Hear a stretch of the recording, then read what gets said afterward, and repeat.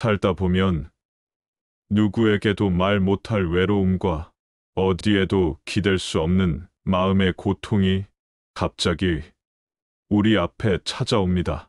가족이 있어도, 친구가 있어도, 정작 가장 힘든 순간에 도움의 손길 하나 없이 혼자 견뎌야 할 때가 있습니다.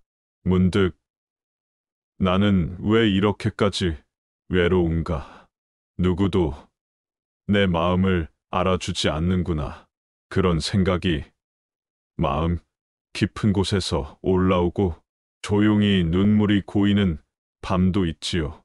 삶은 늘 누군가 곁에 있어 줄 것 같지만 가장 깊은 고통의 순간은 늘 홀로 감당해야 합니다. 그럴 때 우리는 어디에 기댈 수 있을까요? 부처님께서는 이렇게 말씀하셨습니다.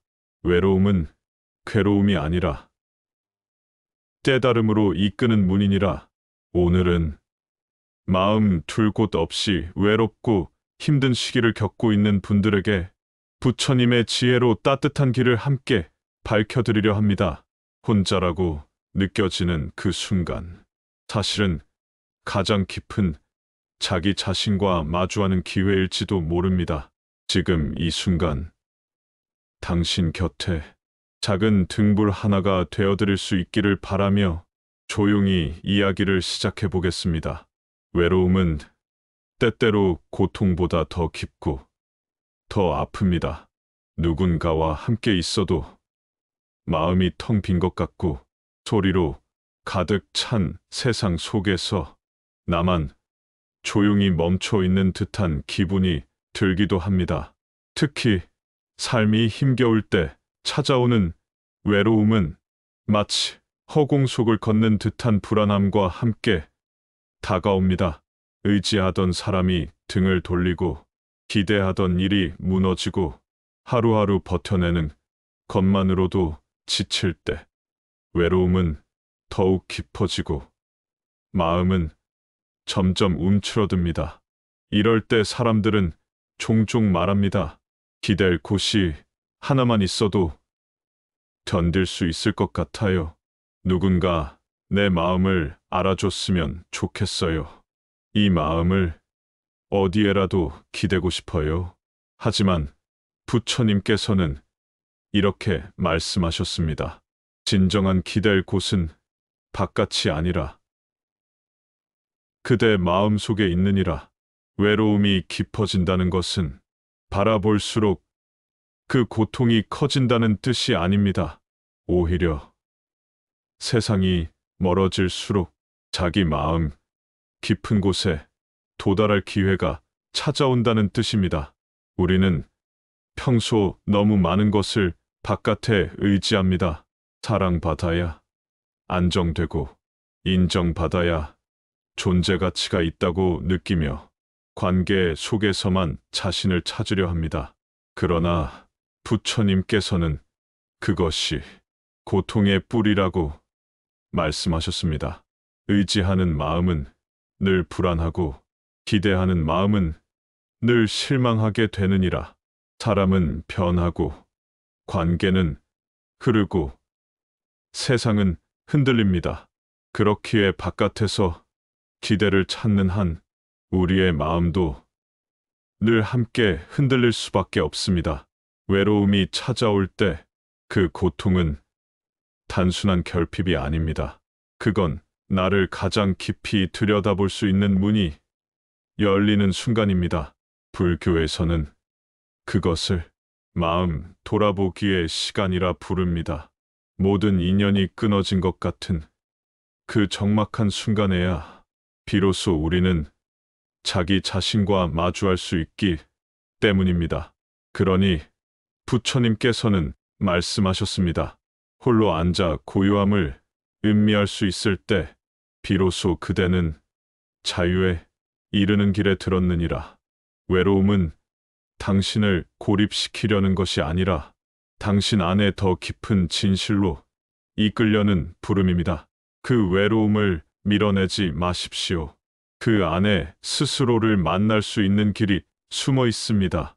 어느 날 저녁 노을이 사원의 지붕 위에 내려앉을 무렵 한 제자가 깊은 한숨을 내쉬며 부처님 앞에 다가왔습니다. 그는 말없이 부처님 곁에 무릎을 꿇더니 마침내 조심스럽게 입을 열었습니다. 스승님, 요즘 저는 너무 외롭습니다. 어디에도 마음을 놓을 곳이 없고 누구와 함께 있어도 공허합니다. 부처님께서는 조용히 제자의 얼굴을 바라보셨습니다. 그 시선은 연못처럼 맑고 깊었습니다. 제자는 말을 이었습니다. 사람들과 이야기를 나누어도 마음은 더 허전하고 누군가에게 기대려 해도 돌아오는 건 무심한 말들 뿐입니다. 가끔은 이렇게 느낍니다. 세상에 정말 나를 이해해주는 사람은 없구나. 그럴 때면 너무 지치고 슬픔이 파도처럼 밀려옵니다. 부처님께서는 그제야 입을 열어 말씀하셨습니다. 그대는 지금 누구에게 기대야 위로를 받을 수 있을까? 헤매고 있구나. 그러나 나는 되묻고 싶다. 그대는 지금껏 얼마나 자주 그대 자신의 마음을 안아준 적이 있느냐? 제자는 놀란 듯 고개를 들었습니다. 제 자신이요? 그래, 그대의 마음이 외롭다고 아우성칠 때 그대는 그 마음을 조용히 안아주었느냐? 아니면 이렇게 약해서는 안 돼 하고 밀어냈느냐? 제자는 대답하지 못했습니다. 부끄럽고 무거운 침묵이 그의 어깨에 내려앉았습니다. 부처님께서는 작은 연꽃잎 하나를 손에 들고 말씀하셨습니다. 연꽃은 누구에게도 기대지 않고 진흙 속에서도 조용히 피어나느니라. 바람이 불면 흔들릴지언정 쓰러지지 않고 햇살이 닿으면 고요히 그 빛을 머금는다. 외로움이란 어쩌면 그대가 이제 스스로 피어날 준비가 되었다는 신호일지도 모른다. 제자의 눈에 서서히 눈물이 고였습니다. 스승님, 저는 너무 오랫동안 누군가에게서 위로받기만을 바라왔습니다. 제 마음을 돌보는 법을 몰랐습니다. 부처님께서는 고개를 끄덕이며 조용히 말씀하셨습니다. 외로움이 찾아왔다는 것은 그대가 깊어졌다는 증거이기도 하다. 사람은 고요함 속에서 비로소 자신의 진짜 목소리를 듣게 되느니라. 이제는 그대가 그대 스스로의 벗이 되어줄 차례다. 그리고 한마디 덧붙이셨습니다. 그대가 자신을 사랑하지 않으면 세상도 결코 그대를 채워줄 수 없느니라. 그날 이후 제자는 매일 아침 조용히 자리에 앉아 자신의 숨소리를 듣고 자신의 마음에 말을 걸기 시작했습니다. 오늘도 힘들었구나. 그래도 잘 견뎠어. 괜찮아. 지금 이 외로움도 지나갈 거야. 그는 알게 되었습니다. 외로움을 피하려 하지 않고 바라볼 때 그 안에 조용히 피어나는 따뜻함이 있다는 것을, 그리고 그것이 바로 부처님께서 말씀하신 진짜 기댈 곳이라는 사실을. 제자는 어느 날 다시 부처님을 찾아왔습니다. 그의 얼굴에는 지난번보다 훨씬 단단해진 고요함이 있었지만 그 깊은 눈동자 속에는 여전히 풀리지 않은 무언가가 머물고 있었습니다. 그는 조심스럽게 물었습니다. 스승님, 저는 이제 외로움을 도망치지 않고 바라보는 연습을 하고 있습니다. 하지만 때로는 그 외로움이 너무서 감당할 수 없을 만큼 아플 때가 있습니다. 그럴 땐 마음이 무너지는 것 같고 도망치고 싶어집니다. 그럴 땐 어떻게 해야 하나요? 부처님께서는 제자를 조용히 바라보다 작은 미소를 머금으며 말씀하셨습니다. 그대가 피하고 싶은 그 감정, 그 속에야말로 진짜 가르침이 숨어 있느니라. 고통은 피할수록 커지고 바라볼수록 작아지느니라. 그리고 부처님께서는 조용히 차 한 잔을 따르셨습니다. 맑은 물이 찻잔에 고요히 고였습니다. 그 물을 가리키며 말씀하셨습니다. 이 물을 거세게 휘저으면 탁해지고 그 안에 비친 모습도 흐려지느니라. 그러나 가만히 두면 시간이 지나 다시 맑아지고 모든 것이 제 자리를 찾게 된다. 부처님은 말씀을 이어가셨습니다.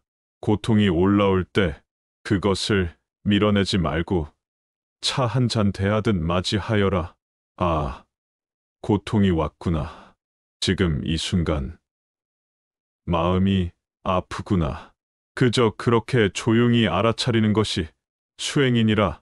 제자는 조용히 고개를 끄덕이며 말했습니다. 그러니까 고통은 피할 것이 아니라 그저 바라보고 앉혀두는 것이군요. 부처님께서는 그제야 찻잔을 들어 한 모금 마시고 말씀하셨습니다. 그렇다. 내가 겪은 고통을 있는 그대로 바라보며 앉아 있을 수 있다면 그대는 그 순간 이미 자유에 가까워졌느니라. 그리고 다시 덧붙이셨습니다. 너무 많은 이들이 고통이 왔을 때 그것을 없애야 할 것이라 생각한다. 하지만 고통은 없애야 할 것이 아니라 통과해야 할 것이니라. 고통을 마주하면 그 안에 연민이 생기고 연민이 피어나면 그대는 더 이상 상처를 두려워하지 않게 된다. 제자는 깊이 고개를 숙이며 속삭였습니다. 스승님, 저는 제 고통을 수치로 여기고 숨기기에만 바빴습니다. 누구에게도 말하지 못하고 저 혼자서만 껴안고 있었습니다. 부처님께서는 자애로운 눈빛으로 제자를 바라보며 말씀하셨습니다. 그대가 느끼는 고통은 결코 그대만의 것이 아니니라. 누구나 삶의 길 위에서 넘어지고 다친다. 다만 어떤 이는 그 고통을 부끄러워하고 어떤 이는 그 고통을 통해 자비를 배운다. 그대는 지금 자비를 배우는 중이니라. 그 말에 제자의 눈가가 붉어졌습니다. 그러나 이번엔 그 눈물 속에 어떤 따뜻한 빛이 함께 머물러 있었습니다. 그는 이제 알 수 있었습니다.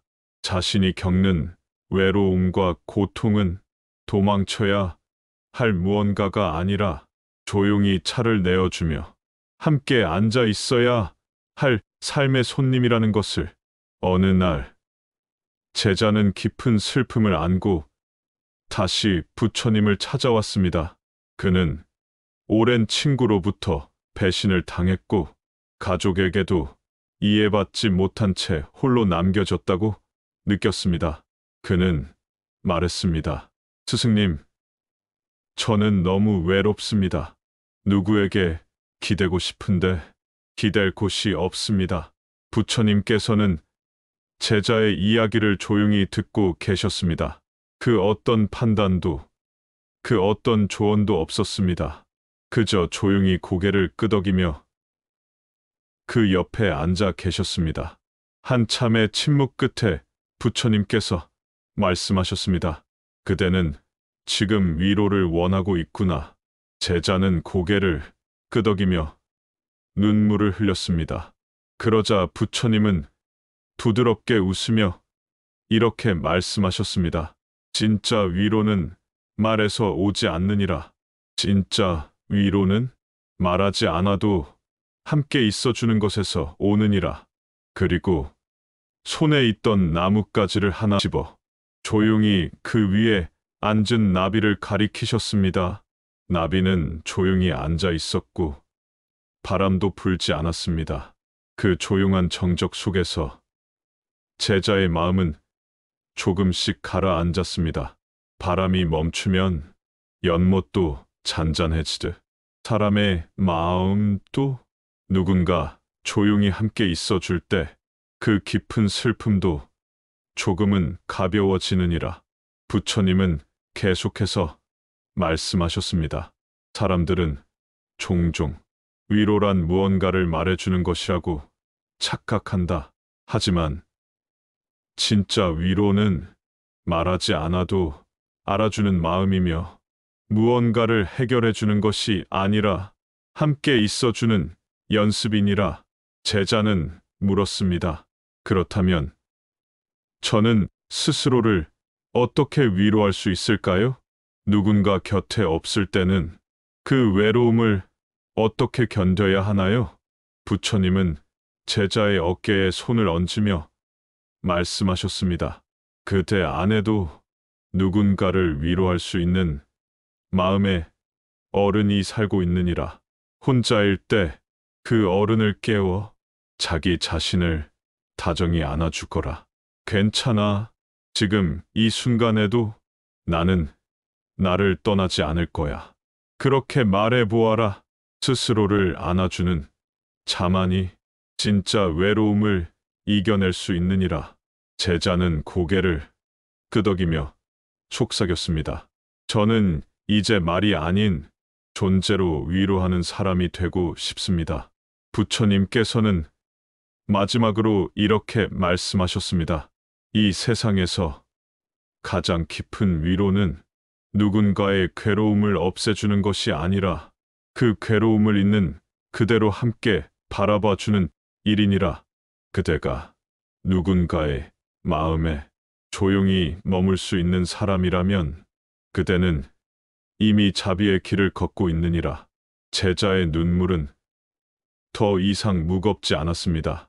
그는 이제 알아차렸습니다. 누군가 나를 안아주지 않아도 내가 나를 안아줄 수 있다는 것을. 혼자 있는 시간은 그저 고통의 순간이 아니라 진짜 위로를 배우는 시간이라는 것을. 고요한 새벽, 제자는 혼자 수행을 하며 문득 이렇게 중얼거렸습니다.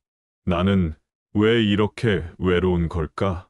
스스로에게 던진 이 질문은 마치 어두운 동굴의 메아리처럼 퍼져나갔습니다. 그리고 다음 날, 제자는 부처님께 그 질문을 안고 찾아갔습니다. 스승님, 수행을 하면서 마음이 더 평온해질 줄 알았는데 오히려 더 외롭고 허전해지는 것 같습니다. 이런 감정은 잘못된 것일까요? 부처님께서는 조용히 연못을 가리키며 말씀하셨습니다. 이른 아침에 연못을 보거라. 햇살이 오기 전 연못은 더욱 고요하고 그 고요 속에서 비로소 물속 깊은 곳까지 들여다보일 수 있느니라. 제자는 연못을 바라보다가 점차 그 안의 움직임을 보게 되었습니다. 작은 물고기, 흔들리는 수초, 물 아래 고요히 가라앉은 돌멩이들까지.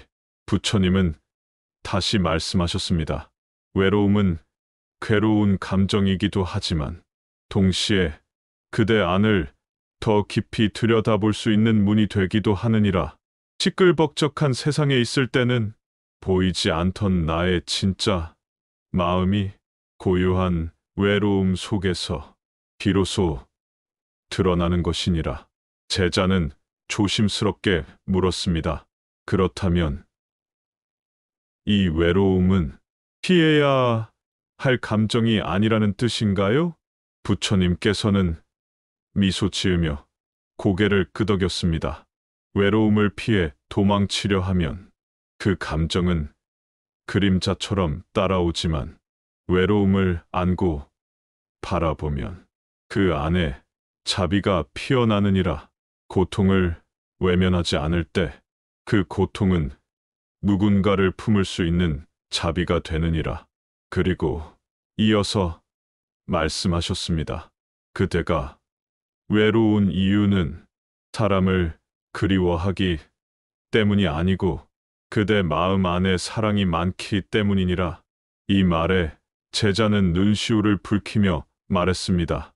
저는 누군가에게 따뜻한 말 한마디라도 듣고 싶었습니다. 괜찮다는 말, 수고했다는 말. 부처님은 조용히 제자의 손을 잡으며 말씀하셨습니다. 그 말들을 먼저 그대 자신에게 건네주거라. 수고했다. 오늘도 잘 버텼다. 그대가 그대에게 보내는 자비가 가장 깊은 치유가 되느니라.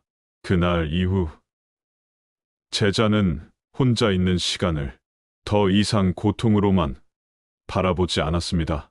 차 한 잔을 끓이며 스스로에게 속삭이듯 말했습니다. 그래, 오늘도 수고했어. 괜찮아. 나와 함께 있어 줄게. 그리고 그 다정한 자비는 제자를 조금씩 치유했고, 이제 그는 혼자 있어도 외롭지 않은 법을 조금씩 배워가고 있었습니다. 며칠 후, 한 노승이 먼 길을 걸어와 부처님께 인사드렸습니다. 그는 오래된 친구를 잃고 깊은 상실감에 빠져 있었습니다. 세월이 흘러도 마음이 허전하기만 합니다. 그 사람과 나눈 대화, 그 사람과 함께한 시간들이 자꾸 떠오릅니다. 이제는 말도 할 수 없고 얼굴조차 볼 수 없다는 사실이 가슴을 아프게 합니다. 부처님은 노승의 이야기를 조용히 들으시고 하늘을 가리키며 말씀하셨습니다.